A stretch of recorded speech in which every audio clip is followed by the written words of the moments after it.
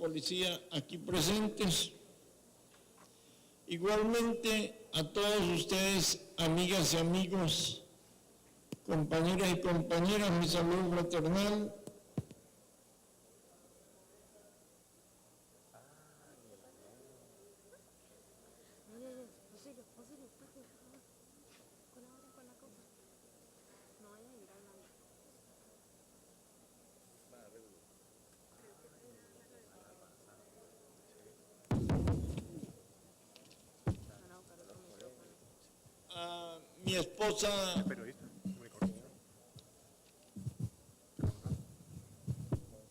A mi esposa Montserrat Muñoz, que está aquí presente. Mi saludo fraternal a todos ustedes. Como lo decía Ana Teresa Rueda, en febrero, cuando yo recibí a la Comisión Intersectorial para la Vía de Barranca Bermeja en Bogotá,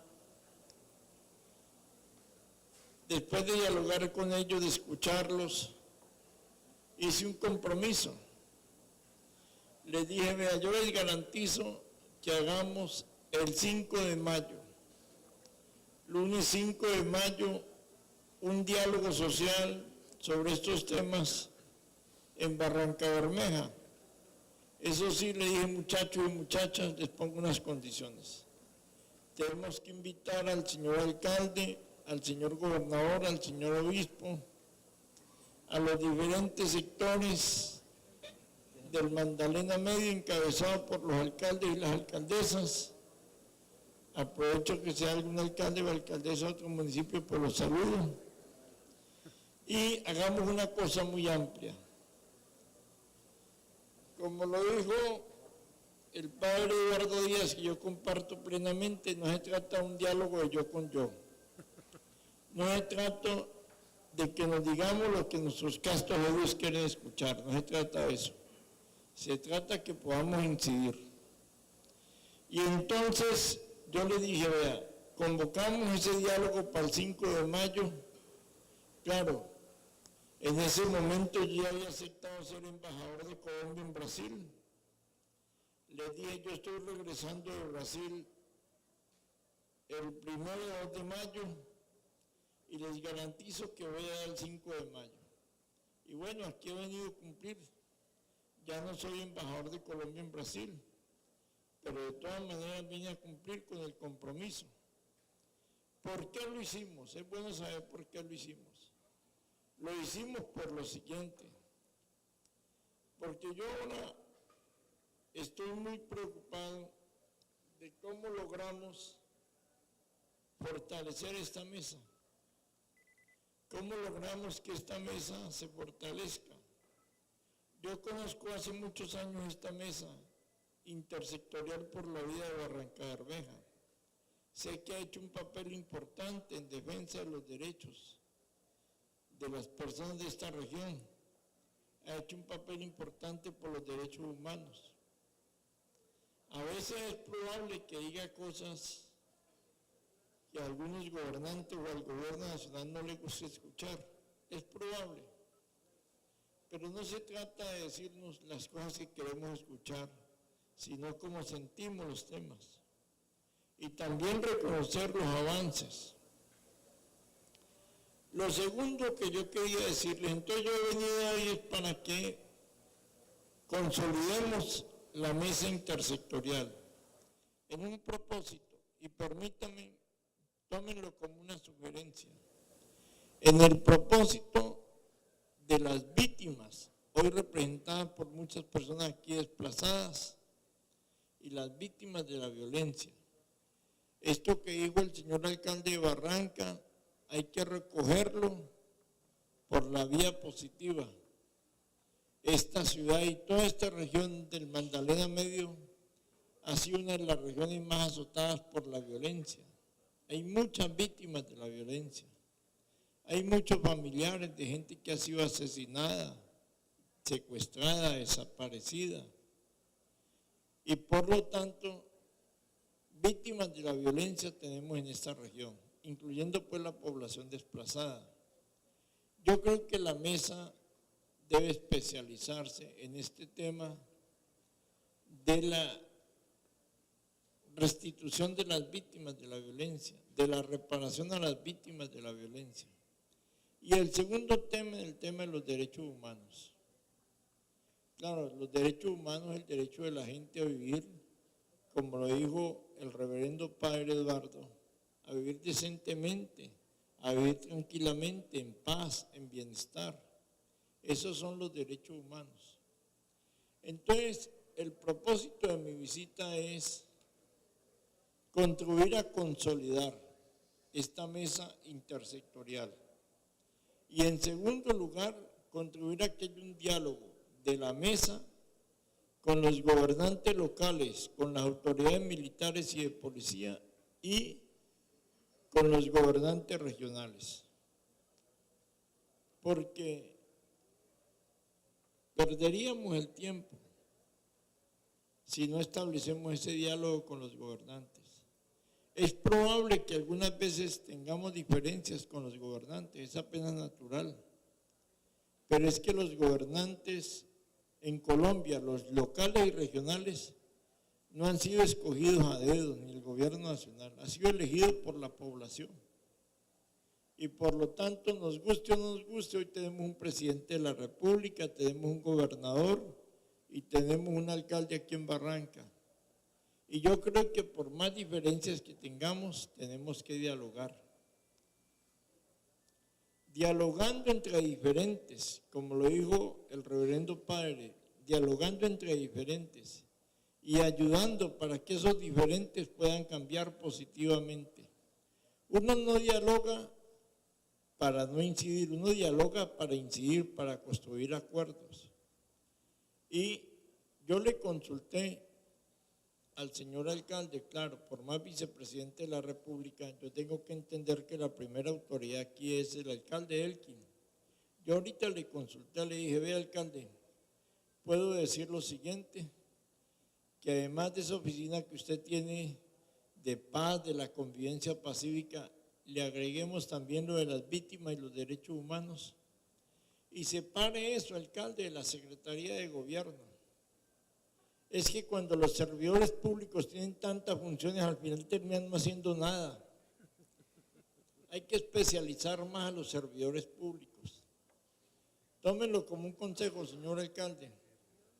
Es decir, que usted por un decreto cree la oficina, como fruto de este evento, cree la oficina de atención a las víctimas de los derechos humanos y también los temas de la paz y la convivencia pacífica.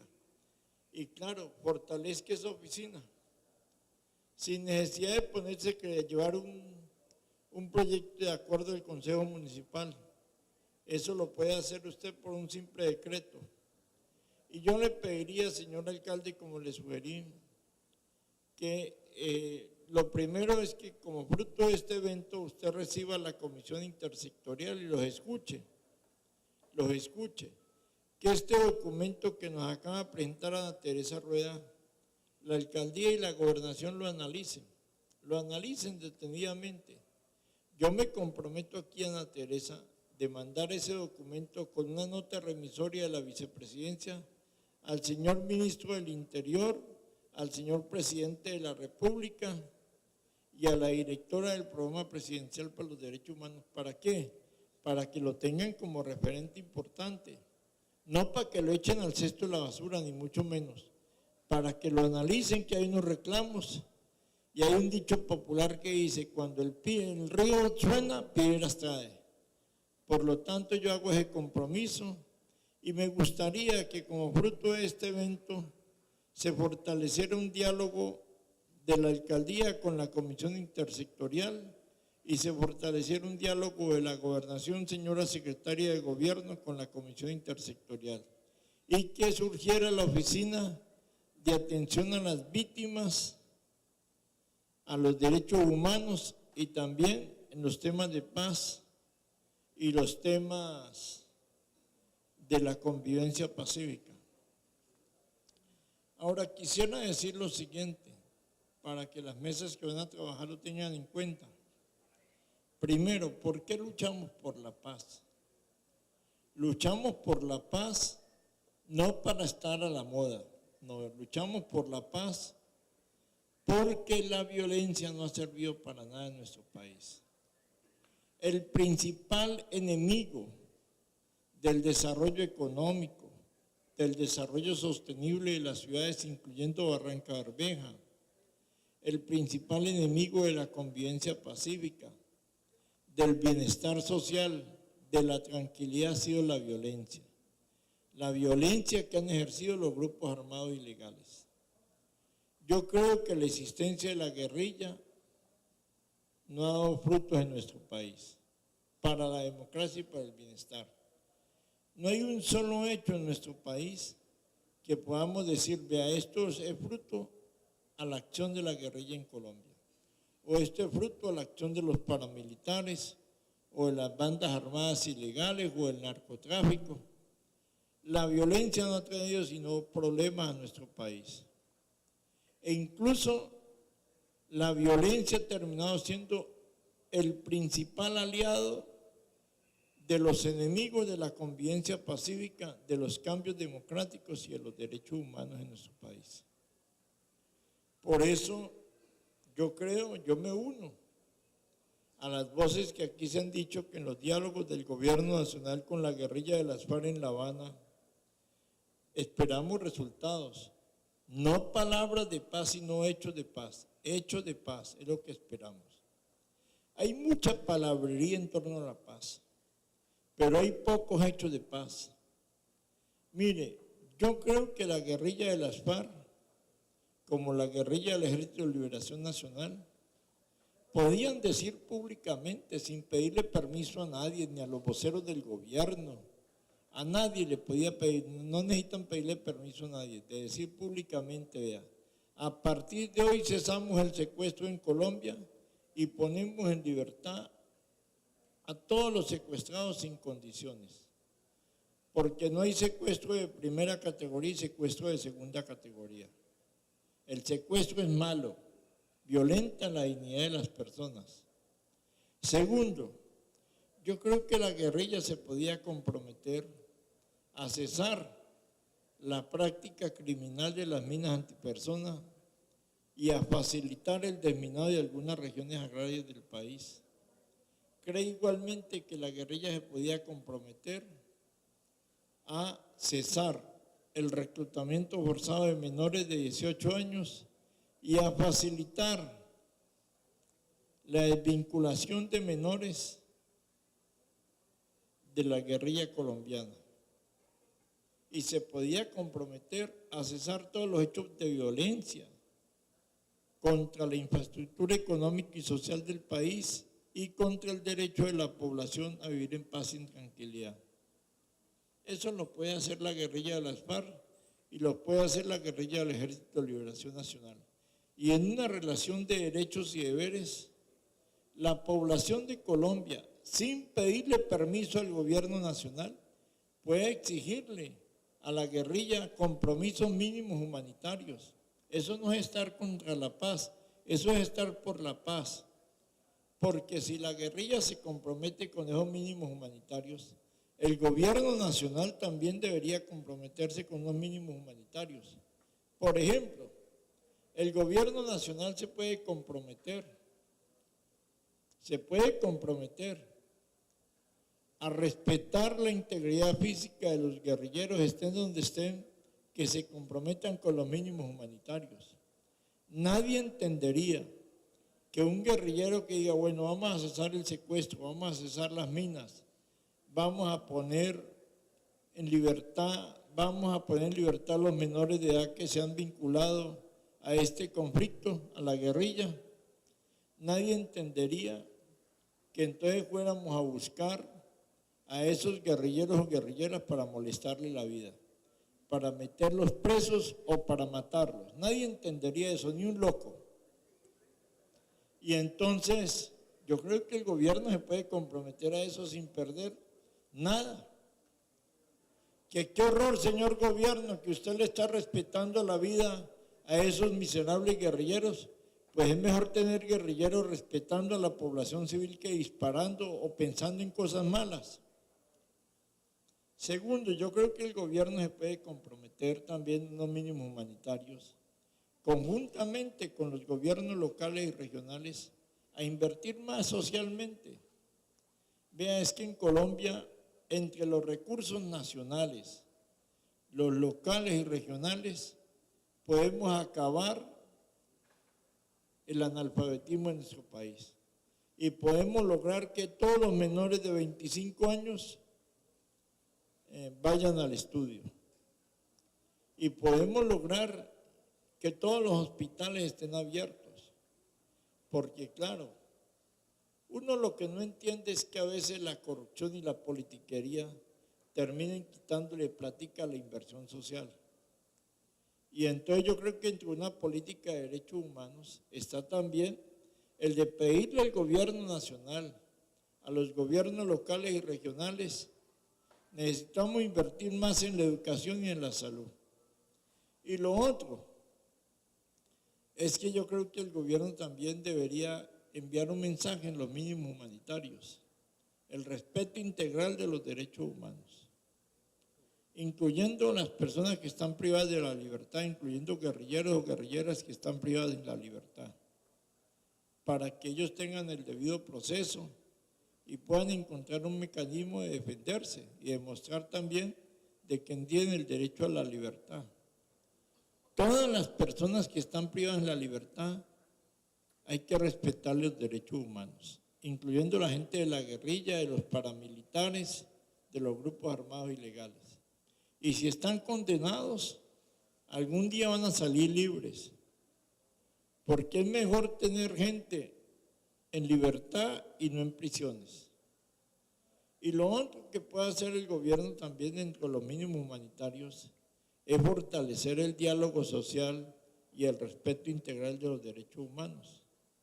Por ejemplo, aquí se ha dicho en esta reunión, lo dijo Ana Teresa, la solidaridad con los campesinos que están protestando y con los indígenas que están protestando y con otras protestas sociales como la de los transportadores y los mineros.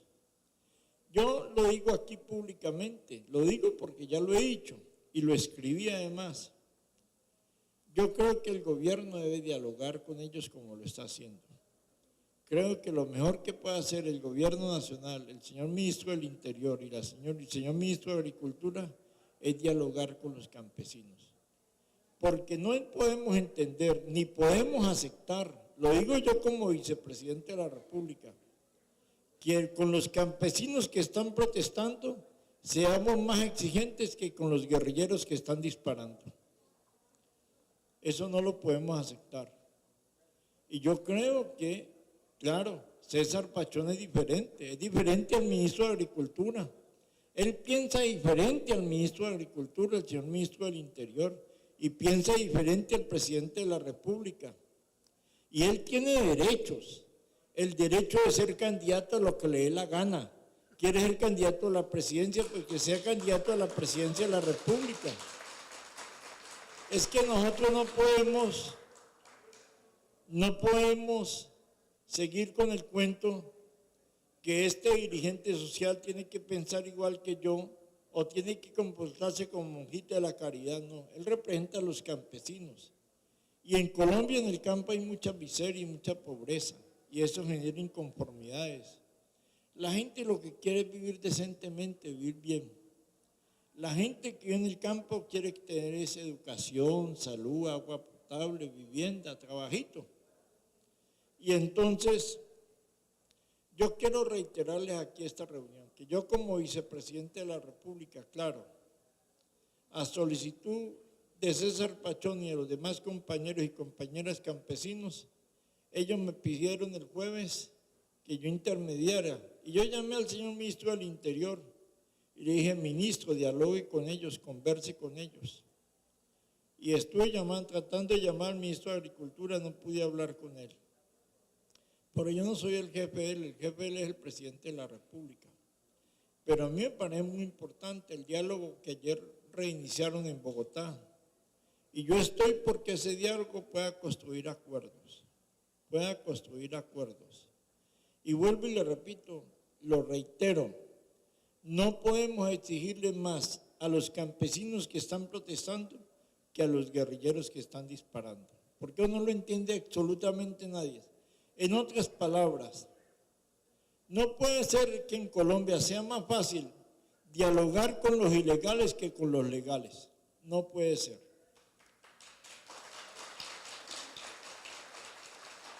Y entonces, yo creo que entre una política de derechos humanos es muy importante enviar el mensaje por parte de los gobernantes.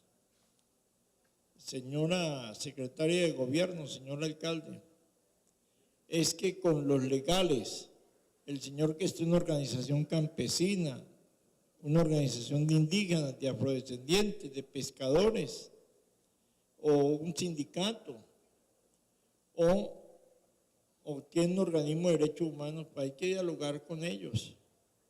Hay que dialogar. El diálogo es muy importante en la construcción de una política de derechos humanos. Sin diálogo social, la democracia es carreta y la política de derechos humanos es carreta. El diálogo social es entre diferentes, como lo dijo aquí el reverendo padre, es entre diferentes, no es entre iguales. El diálogo social no es yo con yo, ni mucho menos. Y claro, a los compañeros de las organizaciones sociales, respetuosamente yo les digo, reivindiquen los logros. Barranca no es la misma ciudad de hace 20 años atrás, no, esta ciudad ha cambiado. Yo conocí esta ciudad hace 20 años atrás, aquí en esta sede estuve muchas veces discutiendo huelgas de los trabajadores de la USO, aquí en esta sede estuve muchas veces. Barranca hoy es una ciudad diferente, el gobierno nacional es diferente, el gobierno regional es diferente. Entonces yo sí creo que es importante dialogar. Todo lo que hemos avanzado en política de derechos humanos, en política de paz, en políticas sociales, es fruto de la lucha social en nuestro país. Y aprovecho aquí la presencia también de los comandantes de las fuerzas militares y de policía para decirles respetuosamente lo siguiente: abanderen ustedes en cada municipio con el diálogo de las organizaciones sociales. No se dejen meter el cuento que todo dirigente social, porque critica el gobierno, es un aliado de la guerrilla. Eso es una equivocación política. Los dirigentes sociales están para eso, para defender los derechos de sus representados.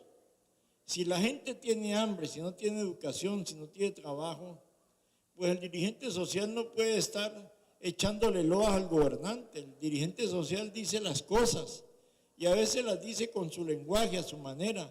Puede que no nos guste, pero es la realidad. Yo por eso le doy mucha importancia al diálogo que haga cada comandante en cada municipio con la policía y que haga cada comandante con el comandante del ejército. Y también las organizaciones sociales tienen que desprevenirse más, porque a veces ven al policía o al comandante del ejército como un enemigo de la población y no hay tal. Ese es un gran aliado de la población. Es que los policías y los militares son hijos de gente popular, no son hijos de oligarcas, ténganlo por seguro.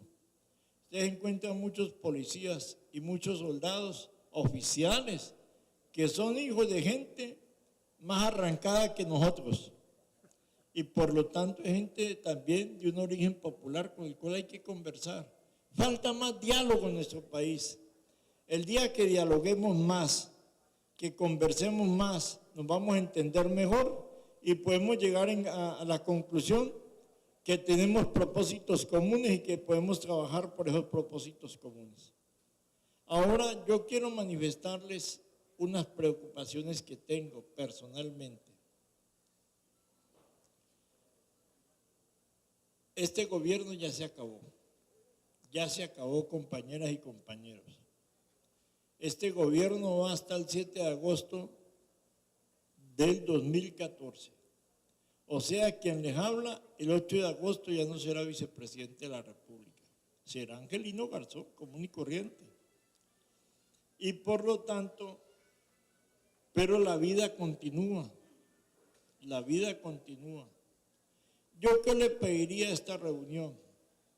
Que ustedes le pidan al nuevo gobierno que elijamos, al nuevo presidente o presidenta, al nuevo vicepresidente o vicepresidenta, que le den continuidad a la política de los derechos humanos.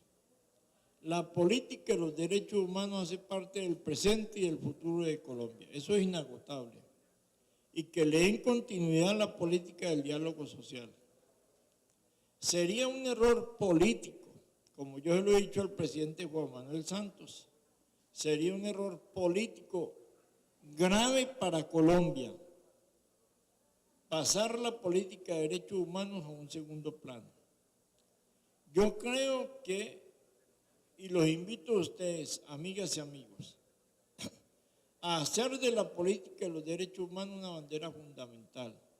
Que las mesas que van a trabajar tengan como propósito cómo fortalecemos la política del diálogo social y de los derechos humanos. No se enreden en tanta cosa, compañeras y compañeros. Vayan a la concreta. Y es, aquí necesitamos volver los derechos humanos como un tiempo permanente.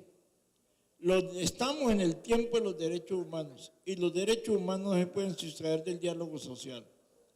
Por lo tanto, mi solicitud muy respetuosa a todos los compañeros y compañeras aquí presentes, a los diferentes representantes del gobierno local, regional y nacional y a los de la comunidad internacional, exijamos, yo sé que esa palabra nos gusta mucho en el gobierno, exijamos, no es un favor, exijamos un derecho, el derecho que sea quien sea el nuevo gobierno, tiene que tener un compromiso con la política de los derechos humanos y con la política del diálogo social.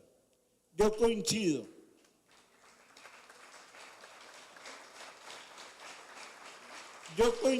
plenamente con lo siguiente. A mí personalmente no me ha gustado que frente a las protestas comencemos a decir es que están infiltradas por la guerrilla. ¿Por qué no me han gustado? Porque es que me siento 30 años atrás o 40 años atrás. Aquí está Fernando Acuña, que fue dirigente sindical de petrolero. Él recuerda que no habían empezado las huelgas y los paros y ya nos decían están infiltrados por la guerrilla. Y yo no era guerrillero, yo era trabajador de una empresa. Y entonces, no me gusta. ¿Por qué no me gusta? Porque con eso lo que justifican es la acción violenta, la acción represiva contra la gente. Los problemas sociales no se resuelven con represión, sino con diálogo, con acuerdos y cumpliendo los acuerdos. Y por eso, compañeras y compañeros, como ya el tiempo se agotó, y mi tiempo también de vicepresidente se agotó, pues yo tengo que decirles, yo quisiera que el 8 de agosto se le dé continuidad a la política de los derechos humanos y el diálogo social. Señor alcalde, señora secretaria del Interior de la Gobernación de Santander, la diferencia entre ustedes y el vicepresidente es que el vicepresidente es vicepresidente hasta el 7 de agosto del 2014 y usted, señor alcalde, es alcalde hasta el 31 de diciembre del 2015. Por lo tanto, y a ustedes, compañeras y compañeros, ustedes no tienen el tiempo del vicepresidente de la República. Luchen y exijan que esta política de los derechos humanos y esta política del diálogo social tenga continuidad. La unidad de la sociedad civil y de la comunidad internacional es fundamental para que esta política tenga continuidad en el tiempo. Y obviamente que esté donde esté Angelino Garzón, contarán con mi respaldo y con mi participación, porque yo ante todo soy un militante de la causa de los derechos humanos, de la paz y del diálogo social. Ahora, finalmente, quería manifestarle lo siguiente. Claro, yo le pido al Dios de los cielos y al Milagroso de Buga, yo soy católico y respeto la diversidad religiosa, claro. Que me den vida y que me den salud. Pido al Dios de los cielos y al Milagroso de Buga es que me den vida y que me den salud.